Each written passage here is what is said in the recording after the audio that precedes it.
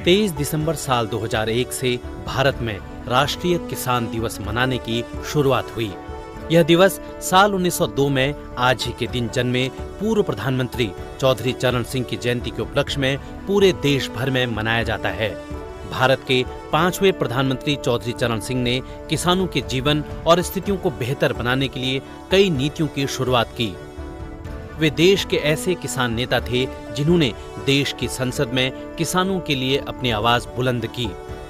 आज ही के दिन कृषि के प्रति लोगों को शिक्षित करने और जागरूकता फैलाने के उद्देश्य से विभिन्न कार्यक्रमों, सेमिनार, समारोहों और प्रतियोगिताओं का आयोजन किया जाता है।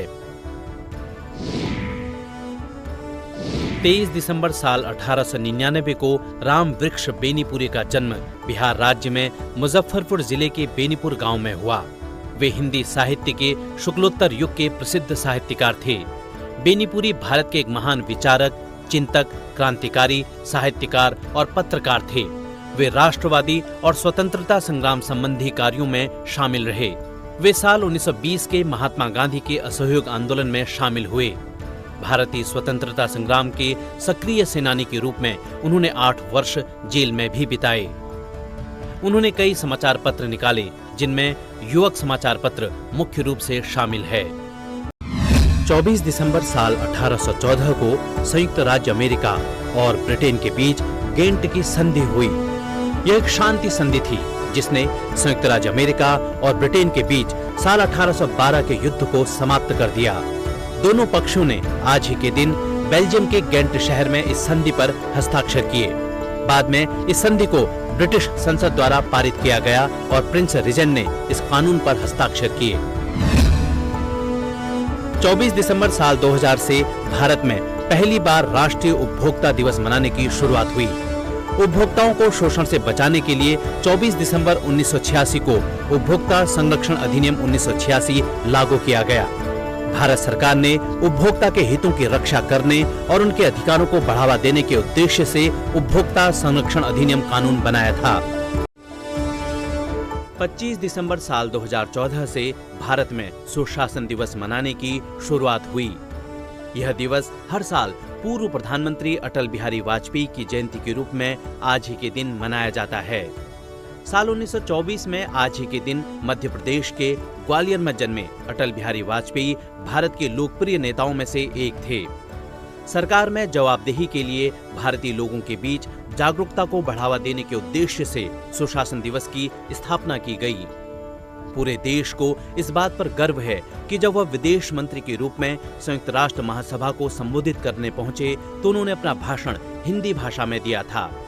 उनके भाषण के बाद यूएन का सभागार तालियों की गड़गड़ाहट से गूंज उठा। साल 2015 में भारत सरकार ने अटल बिहारी वाजपेयी को भारत रत्न से नवाजा। 25 दिसंबर साल 1861 को महामना मदन मोहन मालवीय का जन्म उत्तर प्रदेश के प्रयागराज में हुआ। उन्होंने काशी हिंदू विश्वविद्यालय की स्थापना में महत्वपूर्ण भूमिका निभाई, जो बनारस हिंदू यूनिवर्सिटी के नाम से भी प्रसिद्ध है। वे भारत के पहले और अंतिम व्यक्ति थे जिन्हें महामना की उपाधि से सम्मानित किया गया। महामना ने अपना जीवन पत्रकारिता, वकालत, समाज सुधार, मातृभाषा और भारत माता की सेवा में समर्पित किया। साल 2011 में भारत सरकार ने उनकी स्मृति में एक डाक टिकट भी जारी किया। साल 2015 में भारत सरकार ने महामना को भारत रत्न से सम्मानित किया। 26 दिसंबर साल 1705 को गुरु गोविंद सिंह जी के 2 साहिबजादे शहीद हुए। साहिबजादा जोरावर सिंह और साहिबजादा फतेह सिंह को वजीर खान ने सरहंद में दीवार पर जिंदा चिनवा दिया था। जनवरी 2022 को प्रधानमंत्री नरेंद्र मोदी ने गुरु गोविंद सिंह जी के प्रकाश पर्व के अवसर पर दोनों साहिबजादों की शहादत को आज के दिन वीर बाल दिवस के रूप में मनाने की घोषणा की। 26 दिसंबर साल 1899 को स्वतंत्रता सेनानी सरदार उधम सिंह का जन्म पंजाब के संगरूर जिले के सुनाम गांव में हुआ। उनका बचपन का नाम शेर सिंह था।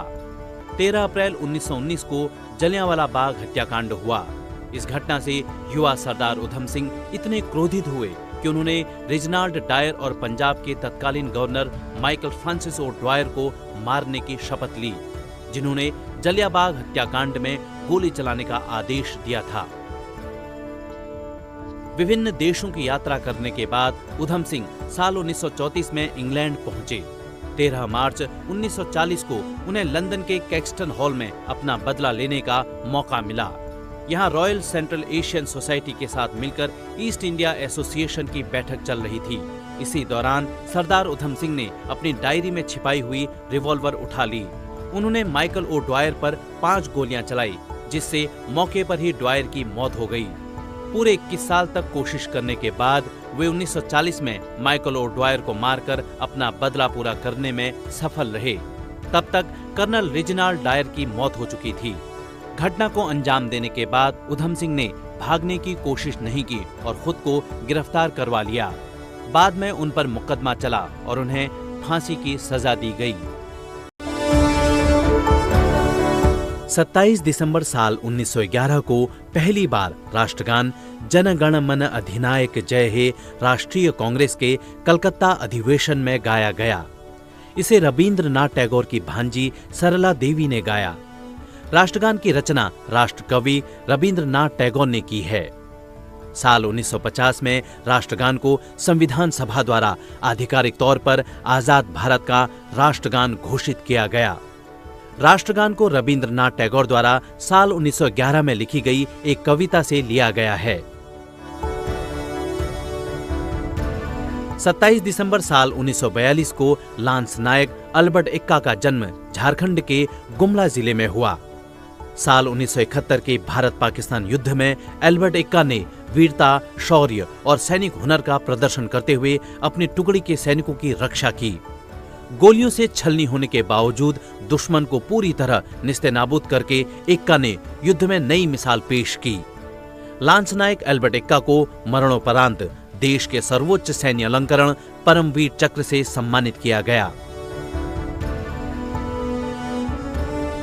27 दिसंबर साल 1945 को अंतर्राष्ट्रीय मुद्रा कोष IMF की स्थापना की गई। यह एक अंतर्राष्ट्रीय संस्था है जो अपने सदस्य राष्ट्रों की वैश्विक आर्थिक स्थिति पर निगरानी रखने का कार्य करती है। इसका मुख्यालय संयुक्त राज्य अमेरिका के वाशिंगटन DC में है। जुलाई 1944 में अमेरिका के ब्रेटन वुड्स में संयुक्त राष्ट्र के मौद्रिक और वित्तीय सम्मेलन का आयोजन हुआ। IMF का काम अपने सदस्य देशों को आर्थिक और तकनीकी सहायता प्रदान करना है। 28 दिसंबर साल 1885 को भारतीय राष्ट्रीय कांग्रेस की स्थापना हुई। 72 समाज सुधारक, पत्रकार और वकील बॉम्बे यानी आज के मुंबई में गोकुलदास तेजपाल संस्कृत कॉलेज में भारतीय राष्ट्रीय कांग्रेस के पहले सत्र के लिए एकत्रित हुए। कांग्रेस का पहला अधिवेशन पूना में 25 दिसंबर से 31 दिसंबर 1885 के बीच होना था, लेकिन पूना में हैजा शुरू होने के कारण ये नहीं हो पाया। इसके बाद आज ही के दिन 1885 को दिन के 12 बजे गोकुलदास तेजपाल संस्कृत कॉलेज के भवन में कांग्रेस का अधिवेशन हुआ। अधिवेशन की अध्यक्षता व्योमेश चंद्र बनर्जी ने की। 28 दिसंबर साल 1977 में सुमित्रा नंदन पंत का निधन हुआ। उनका वास्तविक नाम गोसाई दत्त था। पंत जी हिंदी साहित्य में छायावादी युग के 4 प्रमुख स्तंभों में से एक हैं। इस युग को जयशंकर प्रसाद, महादेवी वर्मा, सूर्यकांत त्रिपाठी निराला और रामकुमार वर्मा जैसे कवियों का युग कहा जाता है। उनका संपूर्ण साहित्य सत्यम, शिवम, सुंदरम के आदर्शों से प्रभावित रहा। उनके द्वारा रचित काव्य कृतियां हैं ग्रंथि, गुंजन, ग्राम्या, युगांत, स्वर्ण किरण, स्वर्ण धूलि, कला और बूढ़ा चांद, लोकायतन, चिदंबरा, सत्यकाम। ज्ञानपीठ और साहित्य अकादमी पुरस्कार से सम्मानित सुमित्रा नंदन पंत को साल 1961 में भारत सरकार ने पद्म भूषण से नवाजा। 29 दिसंबर साल 1975 को ब्रिटेन में ऐतिहासिक कानून the sex discrimination and equal pay लागू हुआ। इस कानून के तहत समाज में और नौकरी की जगहों पर महिलाओं को पुरुषों के समान वेतन और दर्जा दिया जाना अनिवार्य हो गया।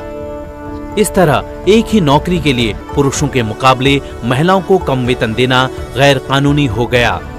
कानून के मुताबिक रोजमर्रा की भाषा में भी बदलाव लाने की बात कही गई। उदाहरण के तौर पर फायरमैन की जगह फायर फाइटर्स शब्द का इस्तेमाल किया जाए। इस कानून के अनुसार महिलाओं और पुरुषों में समानता बढ़ाने के लिए एक इक्वल अपॉर्चुनिटी कमीशन बनाया गया। 29 दिसंबर साल 1937 में आयरलैंड राज्य गणराज्य बना। स्वाधीनता मिलने से पूर्व आयरलैंड ब्रिटिश शासन के अधीन था। एक नए संविधान अधिनियम के साथ आयरिश मुक्त राज्य आयरलैंड के रूप में पहचाना जाने लगा।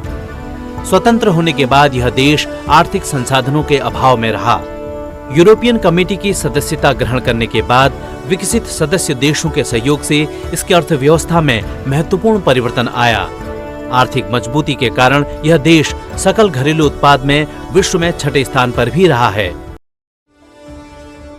30 दिसंबर साल 1986 को ब्रिटिश सरकार ने कोयला खदानों से 200 से ज्यादा कनारी पक्षियों को हटाने का फैसला लिया। इन पीले पंखों वाले पक्षियों को कोयला खदानों में जहरीली गैसों को पहचानने के लिए तैनात किया गया था। इस ऐलान से पहले ब्रिटेन के हर कोयला खदान में 2 कनारी पक्षी इसी कार्य के लिए तैनात थीं। उनके हाव भाव से खदान में गैस की मौजूदगी के खतरे का अंदाजा लगाया जाता था। खदानों में आग लगने या किसी धमाके की वजह से अक्सर बिना रंग और महक की गैसें भर जाती हैं, जिन्हें मनुष्य नहीं पहचान पाते। इन कनारी पक्षियों की जगह बिजली से चलने वाले डिटेक्टर लगाए गए। 30 दिसंबर साल 1935 को मैनुअल आरओ का जन्म हुआ। आरओ ने 1950 के दशक में विश्व स्तर पर शतरंज के खेल में भारत को पहचान दिलाई। वे 9 बार भारत के राष्ट्रीय चैंपियन रहे। वे अंतर्राष्ट्रीय मास्टर खिताब से सम्मानित होने वाले भारत के पहले खिलाड़ी हैं। साल 1961 में आरओ भारत के पहले इंटरनेशनल मास्टर बने। उन्हें साल 1962 में अर्जुन पुरस्कार से सम्मानित किया गया। 31 दिसंबर साल 1600 को ब्रिटिश ईस्ट इंडिया कंपनी की स्थापना हुई। ब्रिटेन की महारानी एलिजाबेथ प्रथम के शाही फरमान से इसे पंजीकृत किया गया। दक्षिण पूर्वी एशिया और खास तौर पर भारत के साथ व्यापार करने के लिए कंपनी की स्थापना हुई। शुरुआत में इसे मसाले के व्यापार के लिए गठित किया गया। उस समय स्पेन और पुर्तगाल का इस व्यापार में एकाधिकार था। कुछ समय बाद कंपनी ने मसाले के अलावा कपास, रेशम, चाय, नील और अफीम के व्यापार का काम भी शुरू किया। समय के साथ ही इसने राजनीतिक गतिविधियों में भी हस्तक्षेप करना शुरू किया। कंपनी ने लंबे समय तक ब्रिटिश सरकार के एजेंट के तौर पर भारत में काम किया। साल 1857 में भारतीय सेना के विद्रोह के बाद कंपनी को भंग कर दिया गया और अंग्रेजी हुकूमत ने भारत के संचालन का काम सीधा अपने हाथों में ले लिया। 31 दिसंबर साल 1999 को संयुक्त राज्य अमेरिका ने आधिकारिक तौर पर पनामा नहर का नियंत्रण पनामा देश को सौंप दिया। दरअसल साल 1977 में हुए एक संधि के मुताबिक यह तय हुआ था कि साल 1999 में नहर को आज ही के दिन पनामा वासियों को सौंप दिया जाएगा। इस संधि पर अमेरिकी राष्ट्रपति जिमी कार्टर और पनामा के शासक ओमार ने हस्ताक्षर किए थे। पनामा नहर मानव निर्मित जलमार्ग है।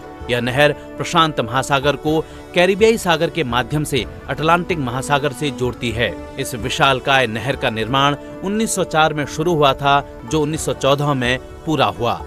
तकरीबन 82 किलोमीटर लंबी यह नहर वर्तमान में अंतर्राष्ट्रीय व्यापार के प्रमुख जलमार्गों में से एक है।